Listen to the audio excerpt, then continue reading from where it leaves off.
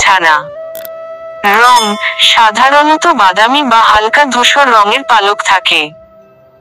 আকার ছোট, নরম এবং উড়তে পারে না বা খুব সামান্য উড়তে পারে।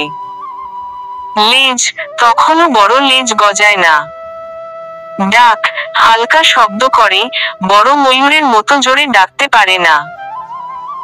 খাবার ছোট পোকামাকড়, বীজ এবং দানাদার খাবার খায়।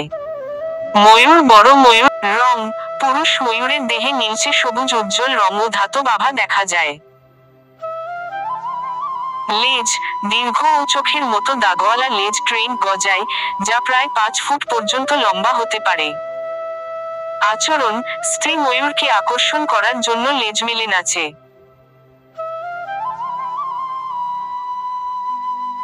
ডাক জোরে ও স্পষ্ট আওয়াজে ডাক দেয়। আকার শরীর বড় হয়, ওজন সাধারণত 4-6 কেজি পর্যন্ত হতে পারে। উড়ান ছোট দূরত্বে উড়তে পারে, কিন্তু দৌড়াতে অনেক ভালো।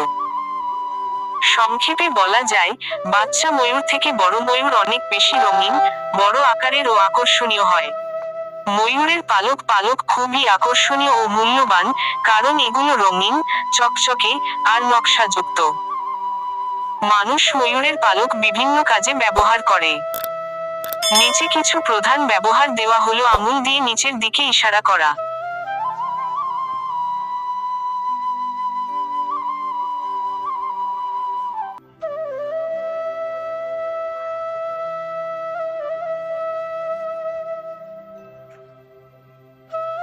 বাড়ি, অফিস বা মন্দির সাজাতে ব্যবহৃত হয়। অনেক সময় ফুলদানি বা ফ্রেমে পালক সাজিয়ে রাখা হয়। ধর্মীয় ও আধ্যাত্মিক কাজে হিন্দু ধর্মে শ্রীকৃষ্ণের সাথে ময়ূরের পালকের সম্পর্ক আছে। তাই এটি অনেক মন্দিরে বা পূজায় ব্যবহার করা হয়। অনেকে বিশ্বাস করেন, ময়ূরের পালক অশুভ শক্তি দূর করে। পোশাক ও অলংকারে নাচ বা নাটকের পোশাক, হেডগিয়ার, মাথার সাজ ও গয়না তৈরিতে ব্যবহার করা হয়। শিল্প ও কারুশিল্পে পালক দিয়ে পেইন্টিং, হস্তশিল্প এবং ক্রাফট কাজ করা হয়। স্কুল প্রজেক্ট বা আর্টের কাজে ব্যবহৃত হয়। সংগ্রহ ও শখ হিসেবে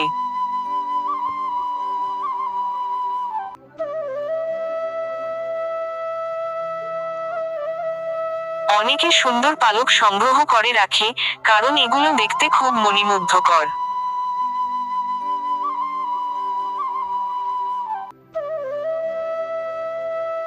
আজকাল অনেক দেশে বন্য ময়ূরের পালক তোলা